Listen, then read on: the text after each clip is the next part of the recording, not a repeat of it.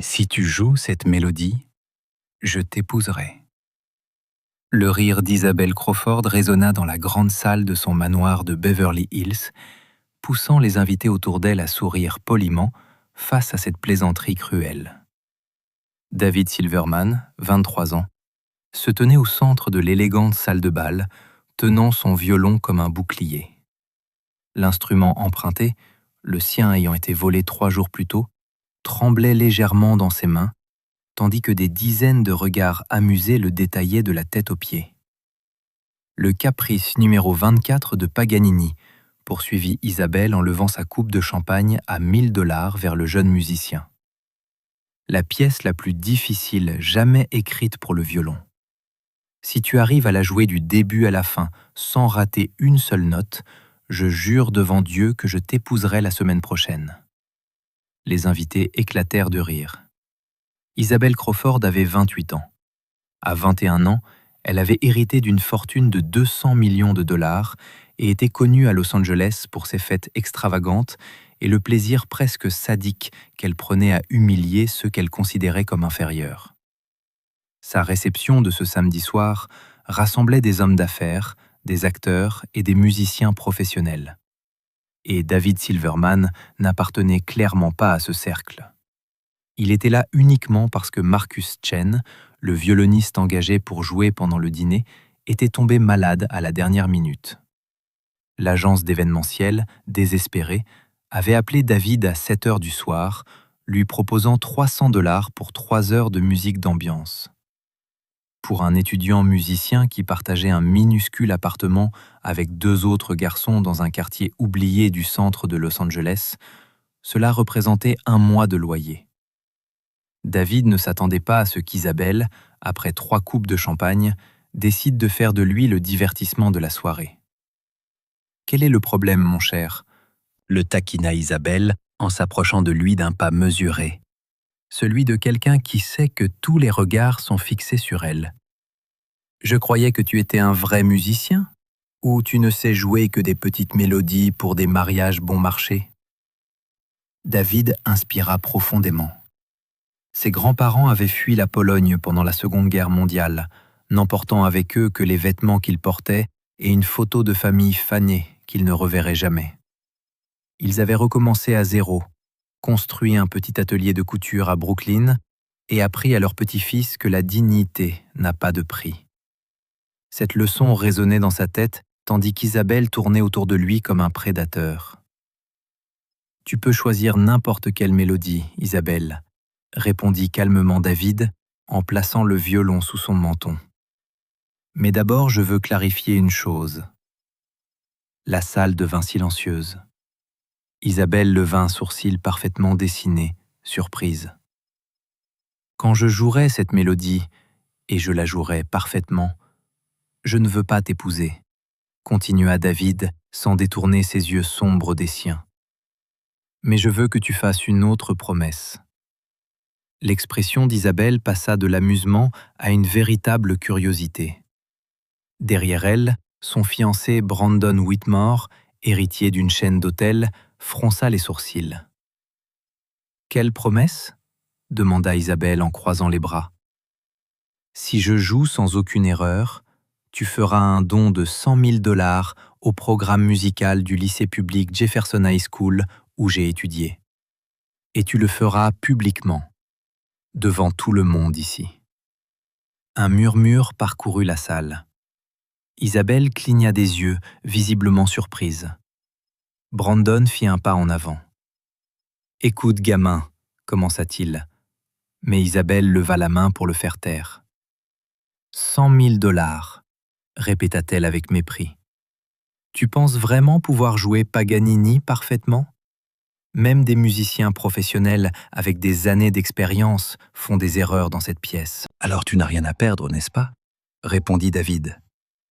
Personne dans cette pièce ne savait, et Isabelle Crawford ne l'aurait jamais deviné, que David Silverman se préparait depuis 5 ans pour un concert commémoratif en l'honneur de son professeur défunt, le légendaire Isaac Rosenberg.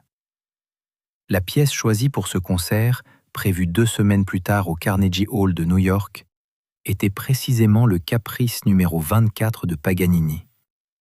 David avait répété cette composition 3200 fois au cours des 18 derniers mois.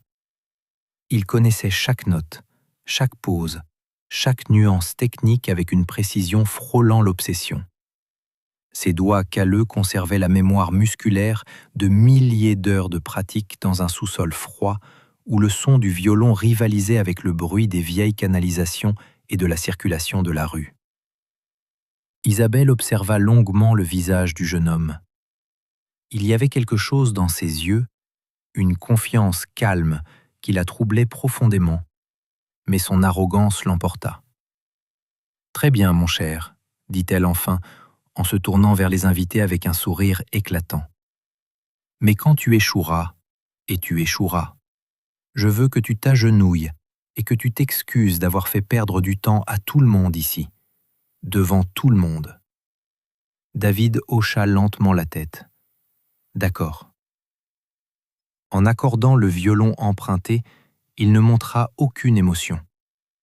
Mais au fond de lui, quelque chose d'ancien et de puissant s'éveillait. La même force qui avait soutenu ses grands-parents lorsque le monde avait essayé de les détruire. La même détermination qui l'avait poussé à apprendre la musique dans les bibliothèques publiques parce qu'il n'avait pas les moyens de payer des cours privés. Les invités formèrent un demi-cercle. Certains tenaient déjà leur téléphone pour enregistrer ce qui allait sûrement devenir une humiliation mémorable. Isabelle retourna auprès de Brandon, qui lui murmura quelque chose à l'oreille, la faisant éclater de rire. David ferma les yeux un instant. Il vit le visage ridé d'Isaac Rosenberg, son mentor, qui avait cru en lui quand les autres ne voyaient qu'un garçon pauvre du ghetto. Il vit sa mère travaillant 3 emplois pour payer ses partitions. Il vit des générations d'ancêtres qui avaient survécu à l'impensable. Quand il rouvrit les yeux, il n'était plus dans cette salle luxueuse de Beverly Hills. Il était sur une scène invisible, entouré de fantômes qui lui murmuraient des mots d'encouragement. L'archet toucha les cordes. Le premier accord résonna dans l'air avec une précision chirurgicale, faisant se redresser plusieurs invités sur leur siège. Ce n'était pas le son hésitant d'un amateur nerveux. C'était la maîtrise absolue d'un homme qui dominait totalement son instrument. Et alors la musique commença vraiment. Le violon portait en lui des siècles de résilience, et Isabelle Crawford allait bientôt découvrir qu'humilier la mauvaise personne pouvait coûter bien plus que $100 000. Les doigts de David dansaient sur les cordes à une vitesse défiant la physique. Chaque note était parfaite. Cette mélodie était célèbre pour son extrême difficulté. Même les musiciens les plus réputés commettaient des erreurs. Le rythme changeait trop vite. Les notes bondissaient du grave à l'aigu sans prévenir, et les doigts devaient bouger si rapidement qu'il semblait impossible qu'une seule personne puisse jouer ainsi. David exécutait tout cela avec une facilité presque inquiétante. Le sourire d'Isabelle vacilla après 30 secondes. Après 45 secondes, son visage devint complètement immobile. Après 1 minute, elle échangea un regard tendu avec Brandon, qui avait baissé son téléphone et regardait maintenant David avec un mélange d'admiration et d'incrédulité. La salle était totalement silencieuse. Même les serveurs avaient cessé de circuler avec les plateaux de canapés, hypnotisés par la scène qui se déroulait devant eux. Parmi les invités, certains musiciens professionnels, une violoncelliste de l'Orchestre Philharmonique de Los Angeles et un pianiste primé, comprirent immédiatement le niveau technique de ce qu'ils voyaient. « Mon Dieu !» murmura la violoncelliste à son compagnon. « Il joue la 16e variation sans même regarder les cordes. » David gardait les yeux fermés. Son corps se balançait légèrement au rythme de la musique. Le violon emprunté, un instrument ordinaire que Marcus Chen utilisait pour les événements d'entreprise, produisait des sons qui semblaient impossibles pour un instrument de cette qualité. Ce n'était pas l'instrument, c'était celui qui le jouait. Isabelle sentit une sensation désagréable remuer dans son ventre. Pour la première fois depuis des années, Depuis qu'elle avait hérité de la fortune de son père et découvert que l'argent pouvait acheter l'admiration instantanée, elle se retrouvait face à quelque chose qu'elle ne pouvait ni contrôler, ni diminuer. La musique qui remplissait sa salle de réception venait d'un endroit que sa richesse ne pourrait jamais atteindre. Après 2 minutes et demie, lorsque David arriva à la variation la plus difficile, une série d'accords doubles joués à une vitesse impossible, un invité laissa échapper un soupir involontaire. Brandon serra la main d'Isabelle, mais elle la retira brusquement, les yeux fixés sur le jeune homme qui transformait sa plaisanterie cruelle en quelque chose de presque sacré. Les pensées d'Isabelle s'emballaient. 100 000 $. La promesse avait été faite devant 52 personnes, dont 2 journalistes venus couvrir sa fête. Si elle refusait maintenant, cela deviendrait le scandale de la semaine à Beverly Hills. Mais payer une telle somme pour le programme musical d'un lycée public, devant tout le monde, signifierait reconnaître publiquement qu'elle s'était trompée, qu'elle avait sous-estimé ce jeune juif de 23 ans. Son orgueil ne pourrait pas le supporter. « Il va rater », murmura-t-elle à Brandon, davantage comme une prière que comme une affirmation. Encore 3 minutes. Il va rater. Mais David ne rata pas. Au bout de 4 minutes, il atteignit le point culminant technique de la composition, une cascade descendante de notes exigeant des changements de position en une fraction de seconde. Ses doigts volaient, l'archet se déplaçait sous des angles qui semblaient défier les lois de l'anatomie. Il n'y avait aucune tension dans ses épaules, aucune hésitation dans ses mouvements, seulement un contrôle absolu né de milliers d'heures de pratique, des heures qu'Isabelle n'aurait jamais consacrées à quoi que ce soit dans sa vie. Elle parcourut la salle du regard et vit ce qui la remplit de colère, l'admiration. Ses invités, les gens qu'elle avait invités, nourris et divertis, étaient complètement captivés par la performance d'un musicien payé 300 $ pour la soirée. Certains avaient les larmes aux yeux.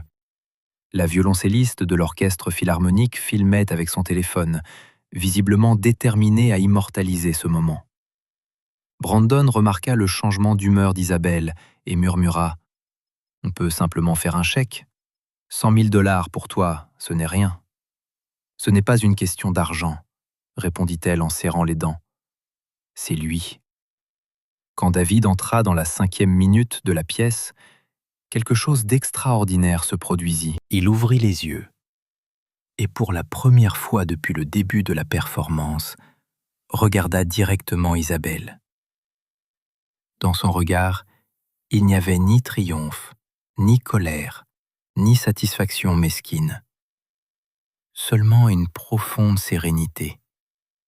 Le calme d'un homme qui sait exactement qui il est et ce qu'il vaut, indépendamment de l'opinion des autres. Ce regard dit à Isabelle tout ce qu'elle refusait d'admettre. Qu'il existe des formes de pouvoir que son argent ne pourra jamais acheter. Que dans ce monde, certains possèdent une dignité inviolable parce qu'elle vient de l'intérieur et non de comptes bancaires ou de noms prestigieux. Et elle détesta David pour cela. Les 30 dernières secondes de la pièce furent une véritable montagne russe émotionnelle. Paganini avait écrit le final pour tester non seulement la technique, mais aussi l'endurance physique et mentale du violoniste. Après 5 minutes de concentration absolue, la plupart des musiciens arrivaient à cet endroit épuisés. Et c'était précisément là que les erreurs apparaissaient. David joua le final avec la même précision inébranlable qu'au début. S'il était fatigué, il ne le montra pas. Chaque note se cristallisait dans l'air comme une petite victoire. Chaque accord semblait déclarer « J'existe, je compte, tu ne peux pas m'effacer ». Après la dernière note, il y eut 3 secondes de silence absolu. Puis la salle explosa en applaudissements. Les gens se levèrent, pas tous, mais beaucoup. La violoncelliste applaudissait les larmes aux yeux. Le pianiste primé sifflait d'admiration. Même certains des hommes d'affaires les plus cyniques applaudirent avec un enthousiasme sincère, reconnaissant la grandeur lorsqu'ils la voyaient. Isabelle resta assise, les mains immobiles sur les genoux, le visage figé comme un masque de marbre. Brandon se leva à côté d'elle et applaudit poliment, davantage par devoir social que par admiration. David abaissa son violon et s'inclina simplement. Lorsque ses yeux rencontrèrent de nouveau ceux d'Isabelle, il dit calmement, assez fort pour que les invités les plus proches entendent: « 100 000 $ pour Jefferson High School. C'était l'accord. » Le sourire qu'Isabelle força sur ses lèvres n'atteignit pas ses yeux. Elle se leva lentement, lissant sa robe de 15 000 $, puis s'approcha de David à pas mesurés. Quand elle se trouva devant lui, elle murmura si bas que personne d'autre ne pouvait entendre.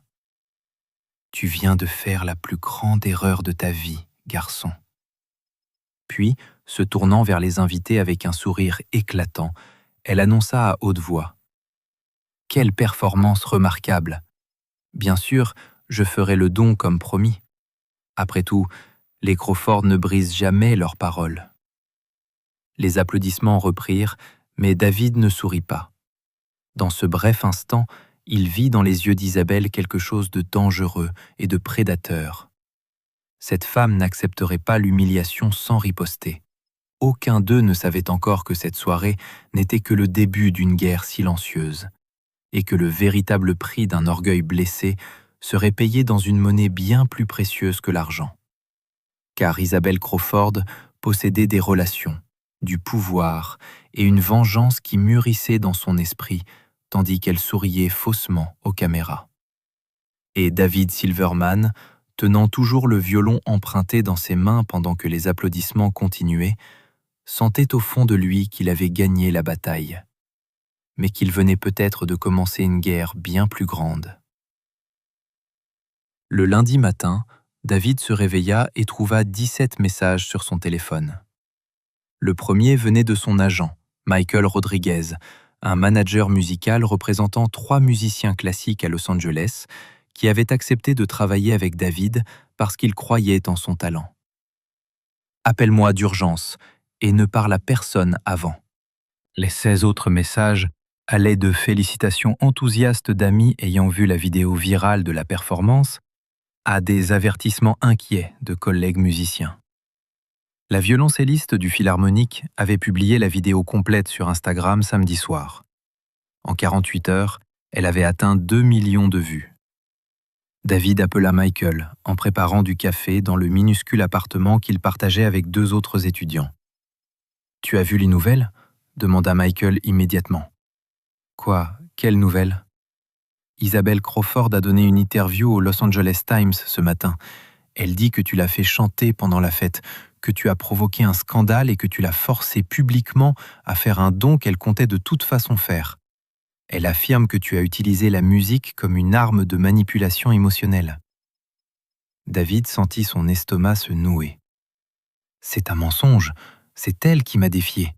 50 personnes en m'ont été témoins. » « Je sais, le problème, c'est qu'elle a des amis très bien placés. On vient de m'appeler de Manhattan Concert Hall.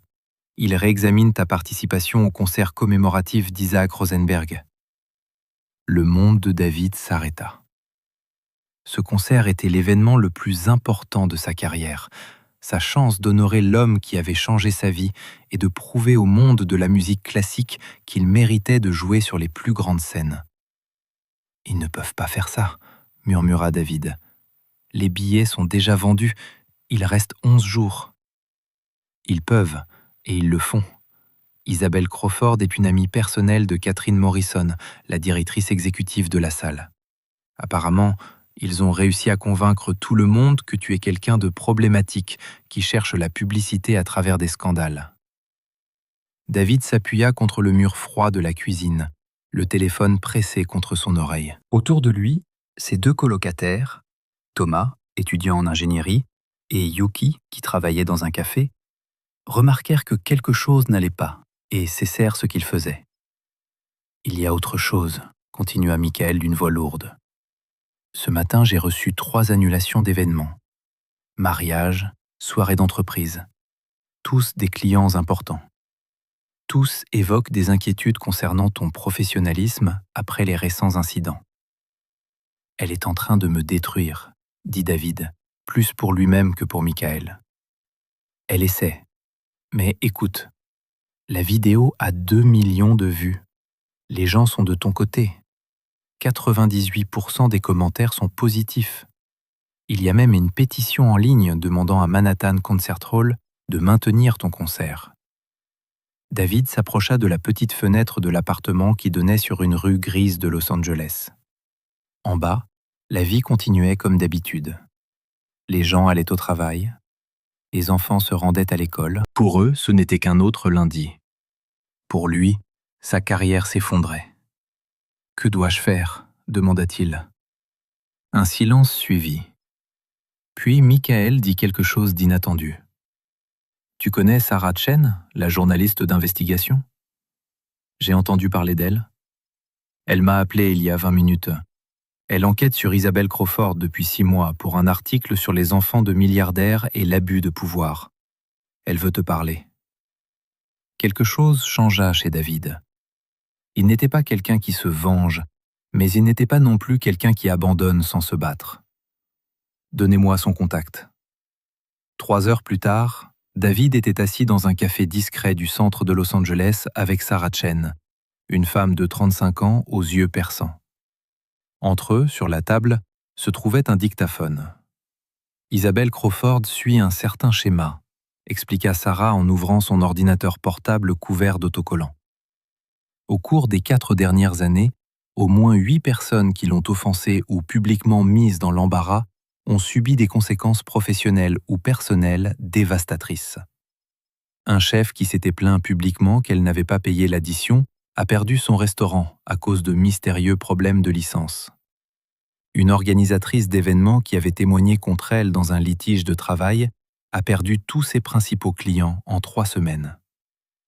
Elle utilise ses relations pour détruire les gens, murmura David. Exactement. Mais elle agit toujours par l'intermédiaire de tiers et nie toujours toute implication directe. Elle est intelligente. Sarah observa attentivement David. Mais cette fois, elle a commis une erreur. 52 personnes ont filmé sa performance. J'ai 7 angles différents de ce qui s'est passé. J'ai des témoins prêts à parler. Et j'ai toi, l'homme dont l'histoire peut enfin exposer son comportement. David prit une gorgée de café froid. Et le concert commémoratif, si je fais ça, je le perdrai sûrement. Sarah ferma son ordinateur. Peut-être, ou peut-être pas. Tout dépend de la manière dont nous jouons cette carte. Comment ? Tu as des réseaux sociaux ? Instagram, 300 abonnés ? Sarah sourit. Plus maintenant. Ta vidéo est devenue virale. Tu as 120 000 abonnés et ça continue d'augmenter. Les gens s'identifient à ton histoire. Un musicien talentueux venu d'un quartier modeste, humilié par une héritière arrogante, c'est une histoire puissante. Je ne veux pas être connu comme une victime. Tu ne le seras pas. Tu seras connu pour ton talent et ta résilience. Mais d'abord, nous devons préparer publiquement ton dossier avant qu'elle ne termine sa campagne de diffamation. Pendant l'heure suivante, Sarah montra à David ses recherches sur Isabelle. Des fuites de messages provenant de groupes privés où elle se moquait des employés, des témoignages d'anciens collaborateurs qui avaient signé des accords de confidentialité mais étaient prêts à parler anonymement. Un tableau clair d'abus systématiques dissimulés derrière des dons caritatifs stratégiques. « Pourquoi fais-tu ça ?» demanda finalement David. Sarah resta silencieuse un moment. « Parce que mon petit frère, il y a 3 ans, a perdu son rêve à cause de quelqu'un comme Isabelle Crawford. C'était un chef talentueux. Il ne s'en est jamais remis.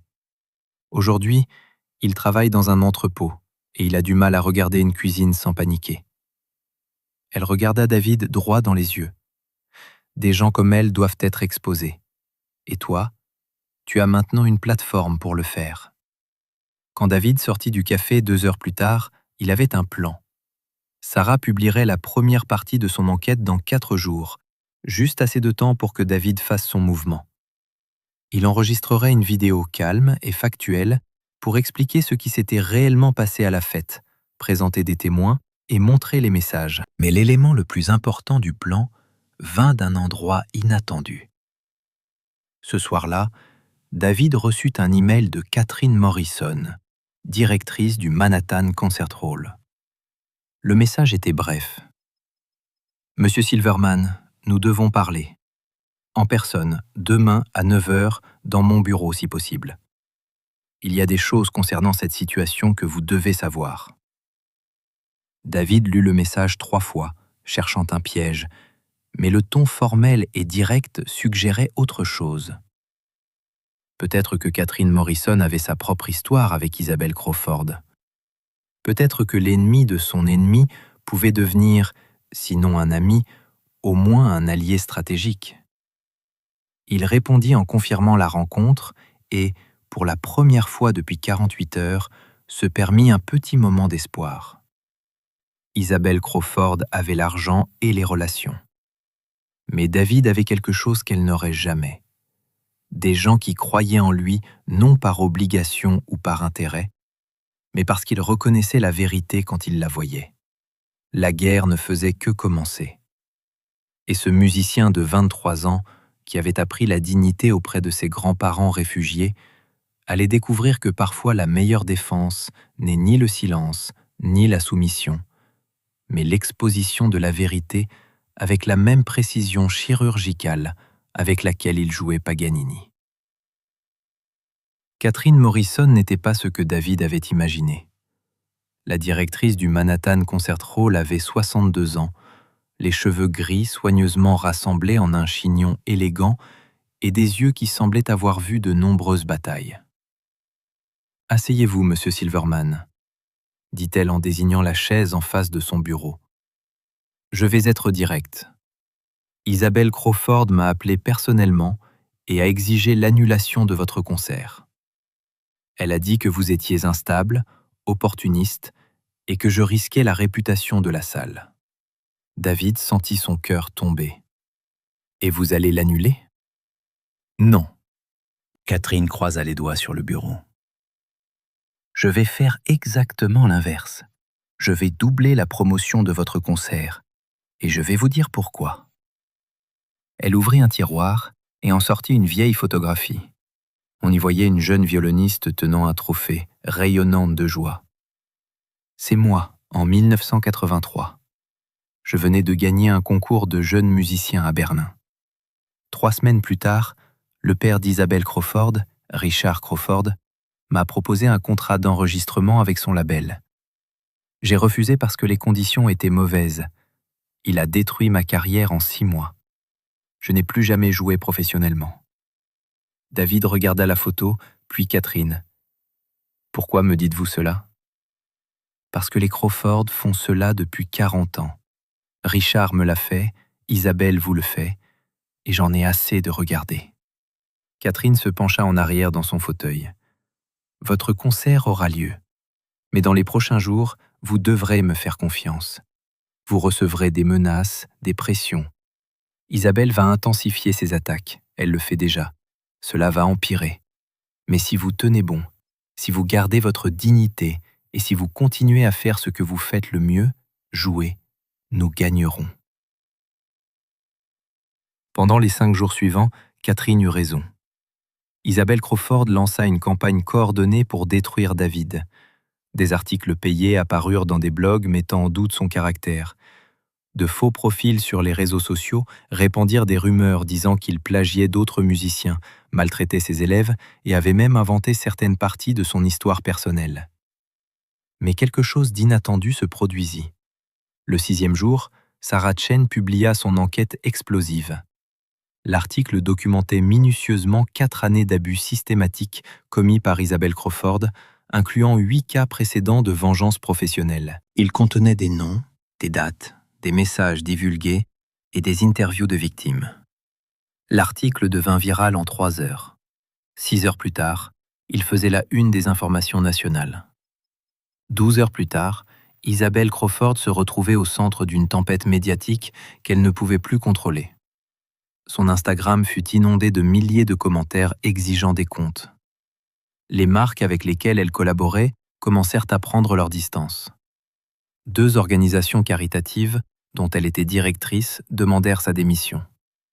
Brandon Whitmore rompit publiquement leur fiançailles par communiqué de presse, évoquant des différences irréconciliables de valeurs.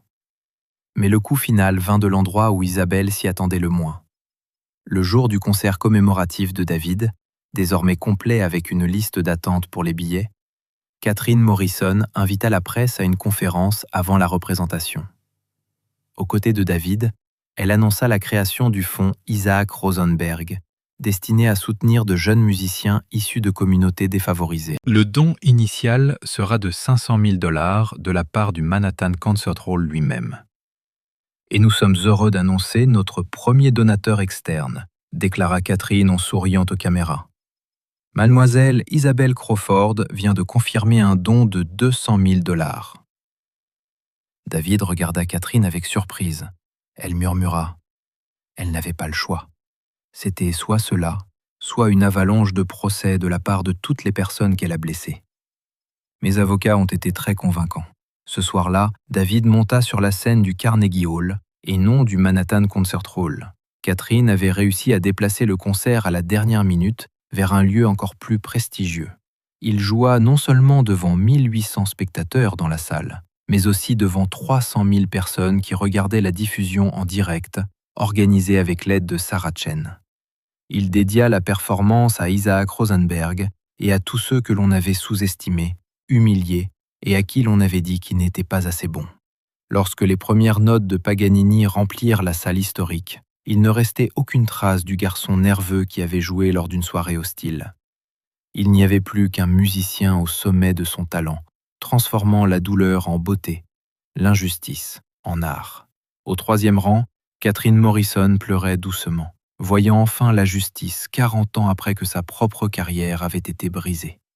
Dans son manoir vide de Beverly Hills, Isabelle Crawford regardait la retransmission en direct, seule, avec un compte bancaire diminué de 300 000 $, des fiançailles rompues et une réputation détruite.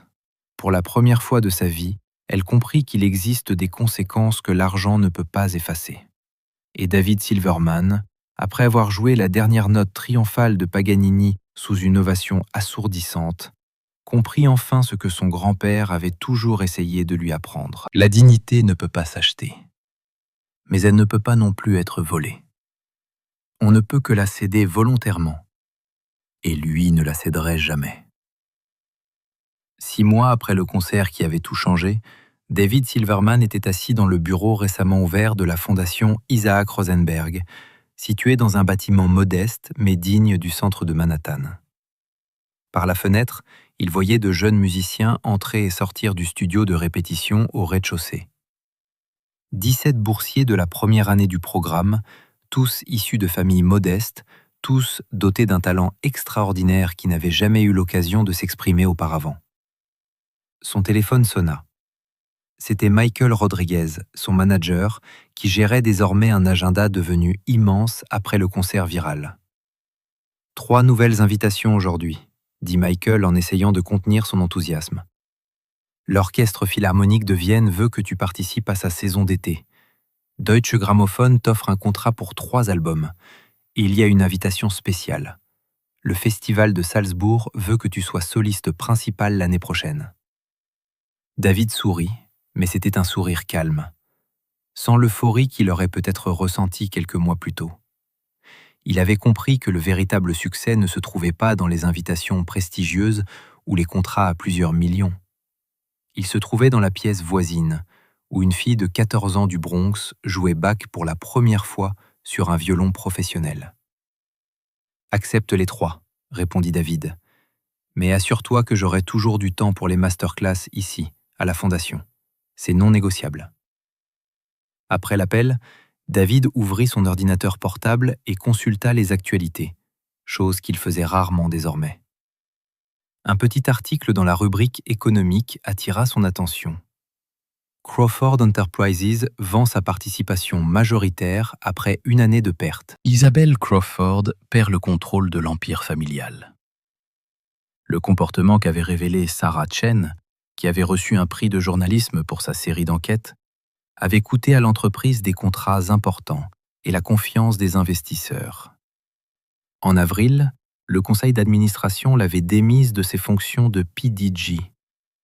Elle vivait désormais discrètement dans un appartement à Santa Monica, loin des projecteurs qu'elle avait autrefois recherchés avec tant d'obsession. David ne ressentit aucune joie en lisant cela, ni satisfaction mesquine. Seulement une tristesse lointaine pour quelqu'un qui avait eu toutes les opportunités du monde et avait choisi de les utiliser pour blesser les autres. La porte du bureau s'ouvrit et Catherine Morrison entra avec un dossier. « Nous avons 23 nouvelles candidatures pour le prochain semestre », annonça-t-elle en posant le dossier sur le bureau. Et Jefferson High School nous a envoyé une magnifique lettre de remerciement pour la rénovation complète de leur département de musique. Ils voulaient que vous sachiez que les inscriptions au programme musical ont triplé cette année. Les 100 000 $ qu'Isabelle a donnés n'ont donc pas été dépensés en vain, dit David. Non, Catherine s'assit. Tu sais, j'ai beaucoup réfléchi à cette soirée dans son manoir. Si elle t'avait simplement traité avec un minimum de respect, rien de tout cela ne serait arrivé. Elle serait encore riche, fiancée, admirée. Mais son orgueil ne lui permettait pas de voir un jeune homme talentueux sans essayer de le rabaisser. Son problème n'a jamais été moi, répondit calmement David. C'était l'idée que quelqu'un qu'elle considérait comme inférieur puisse posséder quelque chose qu'elle n'aurait jamais, un véritable but, une passion sincère et un respect gagné, pas acheté. Catherine hocha la tête. Et toi, David, comment vis-tu tout cela ? La célébrité, le succès, la pression. David regarda de nouveau par la fenêtre les jeunes musiciens en bas. L'un d'eux, Marcus, 16 ans, réfugié syrien, répétait un passage difficile de Vivaldi encore et encore. 5, 6, 7 fois, jusqu'à ce qu'il le joue correctement. La détermination sur le visage du garçon ressemblait à celle que David avait vue dans le miroir des années auparavant. « Je vais bien », répondit-il, « parce que je sais pourquoi je fais tout cela. Pas pour la gloire ni pour l'argent. Pour eux. Pour qu'aucun Marcus et aucune jeune Catherine ne soient privés de leur potentiel à cause de l'endroit où ils sont nés ou de l'argent qu'ils n'ont pas. » Isaac Rosenberg serait fier, dit Catherine doucement. Ce soir-là, David rentra dans son appartement, le même appartement modeste qu'il partageait encore avec Thomas et Yuki, malgré les offres de logements luxueux. Sur la table de chevet se trouvait la photo fanée que ses grands-parents avaient apportée de Pologne en 1945. Une famille heureuse qui n'avait pas survécu à la guerre, mais dont l'héritage de dignité avait traversé les générations. Il prit son violon, désormais un instrument professionnel offert par un mécène anonyme, et joua doucement pour lui-même. Pas Paganini cette fois, une simple mélodie que sa grand-mère chantait quand il était enfant. Une chanson d'espoir dans les temps sombres. Son téléphone vibra. Un message de Sarah Chen. « Je viens d'avoir confirmation. 3 autres victimes d'Isabelle Crawford intentent un procès. Ton affaire a ouvert les vannes. Tu as changé beaucoup de vies, David. » Il ne répondit pas immédiatement. Il alla plutôt jusqu'à la fenêtre et regarda la ville qui le connaissait désormais non pas comme une victime, mais comme un homme qui avait transformé l'humiliation en mission. La véritable revanche, comprit David, n'avait jamais été de détruire Isabelle Crawford. Elle consistait à construire quelque chose de plus grand que sa cruauté. Une fondation qui durerait des générations, des opportunités pour des centaines de jeunes, un héritage de dignité qu'elle ne pourrait jamais ternir. Isabelle avait essayé de le détruire, et s'était finalement détruite elle-même. David, lui, avait simplement essayé de jouer du violon, et avait fini par changer le monde autour de lui. Au fond, la meilleure revanche n'était pas d'humilier ceux qui étaient au sommet, c'était d'élever ceux qui étaient en bas. Elle ne résidait pas dans des cris de colère, mais dans des notes parfaites, jouées avec une passion inébranlable. Elle ne consistait pas à devenir comme ses oppresseurs, mais à rester celui qu'il avait toujours été. Un homme qui croyait que le talent, le travail et la dignité valent plus que n'importe quelle fortune héritée. Et tandis que David Silverman rejouait sa douce mélodie ce mardi soir ordinaire, quelque part à New York, un garçon de 13 ans regardait pour la 20e fois la vidéo virale de Paganini, les larmes aux yeux, pensant pour la première fois que peut-être, juste peut-être, lui aussi pouvait rêver grand. Car la véritable victoire de David n'était pas la chute d'Isabelle Crawford. C'était l'espoir allumé dans le cœur de milliers de jeunes qui comprenaient désormais que leur code postal ne détermine pas leur destin. Si vous avez lu cette histoire jusqu'au bout, une histoire de courage, de justice et de dignité, n'oubliez pas que parfois les plus belles histoires ne parlent pas de vengeance, mais de ceux qui refusent de laisser la cruauté des autres définir qui ils sont. Et ces histoires méritent d'être racontées, retenues et célébrées. La musique de David continua de résonner toute la nuit, simple et parfaite, comme elle aurait toujours dû l'être.